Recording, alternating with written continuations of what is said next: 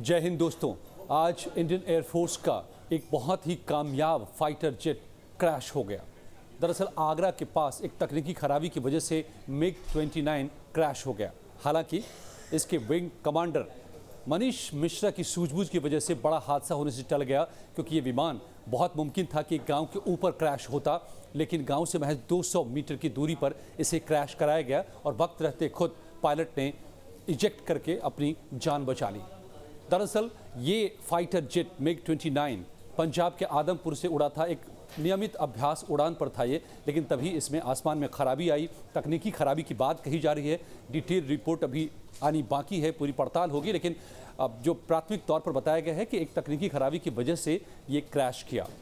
MiG 29 ये कौन सा विमान है, इसकी बात करें हम आपको। ये बेहद ही कामयाब विमान रहा है, मल्टीपर्पज़ ये एयर सुपीरियरिटी 4th जनरेशन का ये फाइटर जेट है। रूस का ये मिग 29 विमान है और करीब 70 के दशक में जब अमेरिका ने F-15, F-16 को डेवलप किया था फाइटर जेट्स को, तो उसके जवाब में रूस ने सोवियत एरा में मिग 29 को डेवलप किया था। इसमें कई खास बातें हैं। भारतीय सेना इसका मल्टीपर्पस रोल में इसका यूज़ करती है कई तरीके से।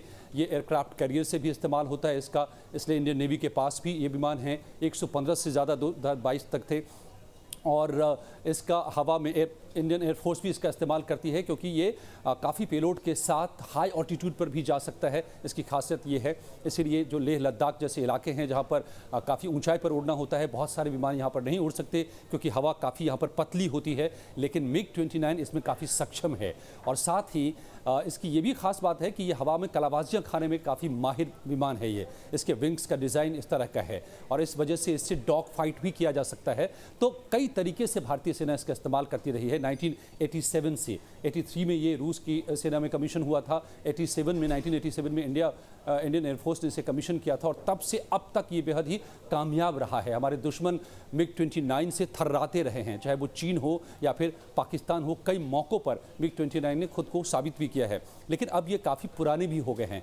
इनको रिटायर भी किया जा रहा है एक तरफ, तो दूसरी तरफ इनको अपग्रेड भी किया गया है और अभी भी भारतीय सेना इसका बड़े पैमाने पर इस्तेमाल कर रही है। लेकिन आज एक दुखद दिन, एक बड़ा हादसा, किस वजह से यह हादसा हुआ इसकी अभी पूरी पड़ताल चल रही है, लेकिन बताया जा रहा है कि एक तकनीकी खराबी की वजह से ये बड़ा हादसा हो गया। इसकी एक और ख़ास बात मैं बता दूं कि इस एयरक्राफ्ट में जो पायलट हेलमेट पहनते हैं, उस हेलमेट के ज़रिए वो जहां भी देखेंगे वहां निशाना लगा सकते हैं और विजुअल रेंज में अगर कोई एनिमी फाइटर जेट आ गया तो उसको देखते हुए सिर्फ पायलट को उसको देखना है, बटन दबाना है, निशाना उस हेलीकॉप्टर जो हेलमेट है उसके ज़रिए खुद एयरक्राफ्ट वो लगा लेता है। तो इससे काफ़ी घातक हो जाता है दुश्मनों के लिए।